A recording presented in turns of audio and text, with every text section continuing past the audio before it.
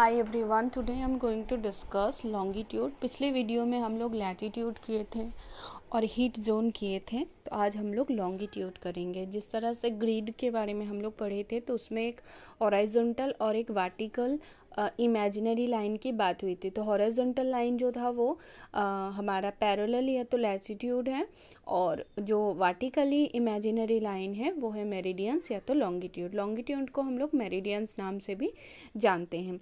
तो ये लॉन्गिट्यूड होता क्या है? Longitude is a imaginary vertical line that's running from the north pole to south pole. जो नॉर्थ पोल से लेके साउथ पोल की तरफ बनाई गई है, एक इमेजिनरी लाइन है। ये प्लेस को लोकेट करने के लिए इसकी ज़रूरत होती है। इसको मेज़रमेंट करने के लिए डिग्री, मिनट और सेकेंड यूज़ किया जाता है। लॉन्गिट्यूड और लैटिट्यूड एक दूसरे से क्रिस क्रॉस जैसा मतलब एक दूसरे से क्रॉस करती है, और ये 90 डिग्री एंगल बना के ग्रिड सिस्टम में मदद करती है। ठीक है, तो इसके बाद आता है मेरिडियन कितने होते हैं। Meridians are 360। तो बीच में से, जो पृथ्वी के एकदम बीच में से जो नॉर्थ पोल से लेके साउथ पोल की तरफ लाइन बनाई गई है, that is a prime meridian. इसको 0 डिग्री बोला जाता है, ये प्राइम मेरिडियन है। और इसके ईस्ट की तरफ 180 लाइंस है लॉन्गिट्यूड का, और वेस्ट की तरफ भी सेम 180 लाइंस हैं। टोटल 360 लाइन है। ये फुल सर्कल नहीं होता है, ये सारे सेमी सर्कल हैं। और ये इक्वेटर के पास आके, मतलब इक्वेटर में उनका डिस्टेंस सबसे ज़्यादा होता है एक दूसरे से, मतलब एक लॉन्गिट्यूड से दूसरे लॉन्गिट्यूड का डिस्टेंस जो है इक्वेटर के पास ज़्यादा होता है। बाकी अगर इक्वेटर से नॉर्थ पोल और साउथ पोल की तरफ जाया जाए तो धीरे धीरे वो क्लोज आने लगते हैं और पॉइंट पे जाके ख़त्म होता है। अभी हम पढ़ेंगे प्राइम मेरिडियन। प्राइम मेरिडियन जो है ये ग्रीनिच, लंदन का एक शहर है ग्रीनिच, उसके ऊपर से गई है। ये 0 डिग्री है, ठीक है। और इसके ऊपर डिपेंड करके, या इस लाइन के ऊपर डिपेंड करके हम लोग स्टैंडर्ड टाइम या स्टैंडर्ड पॉइंट मानते हैं इसको। स्टैंडर्ड टाइम के बारे में हम आगे और डिस्कस करेंगे। अभी लोकेटिंग द प्लेस को कैसे लोकेट करते हैं लॉन्गिट्यूड और लैटिट्यूड। तो यहाँ पे हम देख सकते हैं कि यहाँ पे कोऑर्डिनेट बोल के एक जगह पॉइंट बनाया गया है, जहाँ पे ग्रीन कलर का पॉइंट है। तो यहाँ पे देखो कि 30 नॉर्थ एंड 30 वेस्ट है, मतलब यहाँ पे 30 नॉर्थ जो है वो है लैटिट्यूड, क्योंकि नॉर्थ और साउथ में जो है लैटिट्यूड होता है और ईस्ट और वेस्ट में जो है लॉन्गिट्यूड होता है। तो 30 वेस्ट। तो इसी तरह से जो है हम लोग प्लेसेस को लोकेट करते हैं। तो एक अच्छा एग्जाम्पल लेने के लिए हम लोग दिल्ली के बारे में थोड़ा सा देखेंगे। For example, Delhi lies on 28 मतलब 28 डिग्री 28 डिग्री 36 मिनट और 36 सेकेंड नॉर्थ लैटिट्यूड में, ठीक है। और लॉन्गिट्यूड जो है वो है 77 डिग्री 13 मिनट और 48 सेकेंड ईस्ट लॉन्गिट्यूड में है। तो इसी तरह से हम एक जगह को, प्लेस को जो है लॉन्गिट्यूड और लैटिट्यूड के हिसाब से उसको रिलेट करके हम उसको देख सकते हैं कि पृथ्वी में या हमारे ग्लोब में कौन से जगह में है।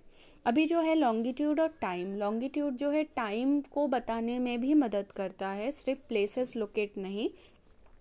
There are 2 expected modes of the measuring time. Time जो है 2 एस्पेक्ट के ऊपर डिपेंड करके मेज़र किया जाता है। एक है लोकल और एक है स्टैंडर्ड टाइम, ठीक है। लोकल टाइम जो होता है एक प्लेस का, अगर देखा जाए तो local time at the place is determined with the reference path of the sun in the sky. It is 12 noon at any place that faces the sun. तो लोकल टाइम जो है वो सूरज की रोशनी मिलने से ही हम लोग लोकल टाइम को मानते हैं। जैसे अगर एकदम मिड में है सूरज, तो हम लोग सर के ऊपर है तो उसको 12 नून कहते हैं। All places on a given latitude longitude have the same local time. तो एक जो लॉन्गिट्यूड है उसके ऊपर जितने भी जगह है सबका इक्वली लोकल टाइम रहता है। Earth rotates from west to east. पृथ्वी जो है वो वेस्ट से ईस्ट की तरफ घूमती है। When the sun rises at any particular place, the area towards its east experience sunrise. While places of the west are still in darkness. तो सबसे पहले देखो ईस्ट की तरफ जो जगह है उसमें ज़्यादा पहले सूरज की रोशनी मिलती है और तब तक जो है वेस्ट की तरफ जो है वो डार्कनेस रहता है। तो फॉर एग्जांपल अगर बोला जाए तो England is to west of India, then mid day in India, जब मिड डे होता है इंडिया में तब जो है इंग्लैंड में सनराइज होता है। ठीक है, इसके बाद है स्टैंडर्ड टाइम। स्टैंडर्ड टाइम क्या होता है? Each meridian has its own local time and some countries have more than one meridians passing through the them. तो देखो एक कंट्री के ऊपर से सिर्फ एक ही लॉन्गिट्यूड जाएगा ऐसी कोई बात नहीं है। अगर कंट्री बड़ी होती है तो क्या होता है कि मोर देन वन, मतलब एक से भी ज़्यादा लॉन्गिट्यूड हो सकता है। तो क्या होगा कि एक ही जगह का, एक ही कंट्री का अलग अलग लोकल टाइम होगा। तो सब अगर अपने अपने लोकल टाइम के हिसाब से काम करे तो प्रॉब्लम हो जाएगी, किसी का थोड़ा आगे हो जाएगा, किसी का थोड़ा पीछे होगा। तो इसी वजह से जो है एक स्टैंडर्ड टाइम रखा गया है कि उस कंट्री का एक लॉन्गिट्यूड रहेगा जिसके टाइम के अकॉर्डिंग जो है क्या होगा कि सब कंट्री का सेम टाइम रहेगा। तो अगर हम बोले कि ग्रीनिच के ऊपर से जो प्राइम मेरिडियन गया है उसको ही हम लोग स्टैंडर्ड टाइम मानते हैं, जिसको GMT बोला जाता है, मतलब ग्रीनिच मीन टाइम। तो ये स्टार्ट हुआ था 1884 में और इसको स्टार्ट किया गया था, मतलब स्टार्टिंग पॉइंट था 1925 में एकदम नून के टाइम में, जिसमें 24 घंटे का एक टाइम जोन बनाया गया था इंटरनेशनल। और कैलकुलेट करने के लिए ये फर्स्ट कैलकुलेट किया गया था 1925 में।